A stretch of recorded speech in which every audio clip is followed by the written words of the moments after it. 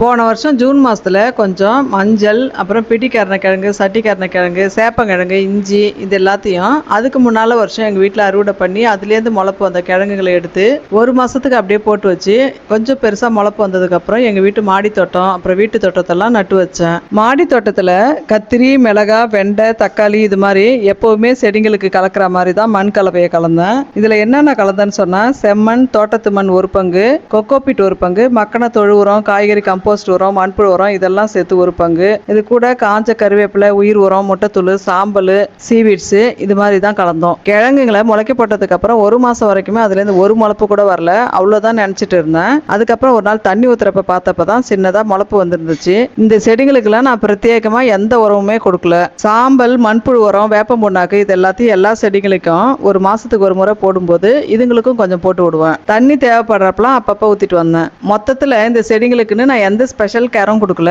நெல்லுக்கு இறைத்த நீர் புல்லுக்கும் அங்கே பொசியுமா அப்படின்ற கணக்கில் தான் கொடுத்துட்டு வந்தேன். இதே மாதிரியே 10 மாசமும் தாண்டி 11 மாசமும் முடிகிற ஸ்டேஜ் ஆயிடுச்சு. மஞ்சள் இலைங்கள்லாம் அடியில் இருந்த இலைங்கள்லாம் காஞ்சி தொங்கவும் ஆரம்பிச்சிடுச்சு. சமீபத்தில் தான் எல்லா செடிகளையும் பிடுங்க ஆரம்பித்தேன். கிழங்குல முளைச்சிருந்த முளையெல்லாம் அப்படியே அதே க்ரோ பேக்லேயே கொஞ்சம் வளர்ந்ததுக்கப்புறம் வேற க்ரோ பேக்ல மாற்றி நட்டுக்கலாம் நட்டு வச்சிருக்கேன். மாடி தோட்டத்தில் நட்டா மாதிரியே வீட்டு தோட்டத்துலையும் இது போல் எல்லா கிழங்குகளையும் நட்டு வச்சிருந்தேன்.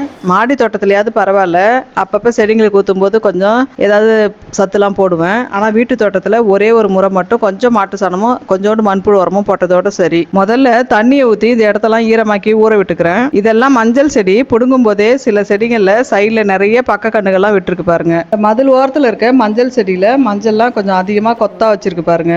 அப்படியே களை செடியாக இருக்க குப்பைமேனி செடிகளையும் பிடுங்கி போட்டுக்கிறேன். இந்த பக்கம் இருக்க இந்த இஞ்சி செடியெல்லாம் நல்லா சுத்தமாக எல்லா இலையும் காஞ்சிட்டதால இந்த இஞ்சி செடிகளையும் பிடுங்கிக்கிறேன். அருநெல்லிக்காய் மரம் இந்த இடத்துல ஒன்று இருக்குது. அதுலேருந்து நிறைய இலையெல்லாம் கொட்டி கிடக்குது. இந்த மாதிரி இருக்க காஞ்ச இலைங்கெல்லாம் அப்படியே ஒரு குழி தோண்டி மூடி விட்டுக்கிறேன். இது எல்லாத்தையும் ஹெல்ப்புக்கு ஒரு ஆளை வச்சு தான் செஞ்சுருக்கேன். இதெல்லாம் பிடி கருணக்கிழங்குங்க.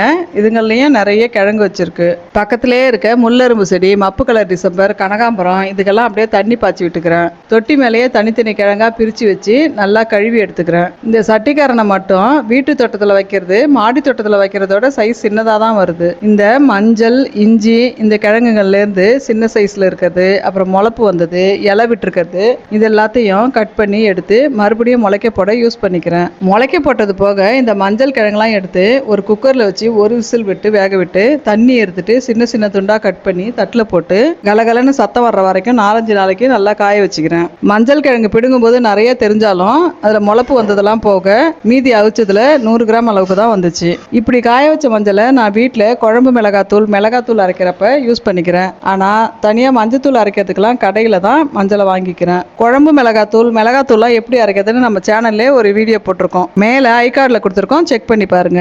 அடுத்தடுத்து வர வருஷத்துலலாம் எங்கள் வீட்டு தேவையை பூர்த்தி செய்கிற அளவுக்காவது மஞ்சளை விளை வச்சுக்கணும்னு நினச்சிட்டு இருக்கேன். இப்படி வீட்டிலே விளைஞ்ச பிடிக்கரணக்கிழங்கு போட்டு வச்ச புளிக்குழம்பு சூப்பராக டேஸ்ட்டாக இருந்துச்சு. கொஞ்சம் கூட அரிக்காமல் மாவு மாதிரி நல்லா இருந்துச்சு. மஞ்சள் வளர்ப்பு அப்புறம் அதோட அறுவடை பற்றிலாம் ஒரு வீடியோ போட்டிருக்கேன், செக் பண்ணி பாருங்க. இந்த வீடியோ உங்களுக்கு பிடிச்சிருக்கும்னு நினைக்கிறேன். வீடியோ எப்படி இருந்துச்சுன்னு உங்களோட கருத்துக்களை கமெண்ட்ஸ்ல சொல்லுங்க. இது போல சமையல் கார்டன் பத்தின வீடியோஸ் பார்க்கணும்னா நம்ம சேனலை சப்ஸ்கிரைப் பண்ணி வச்சுக்கோங்க. இயற்கையை நேசிப்போம்.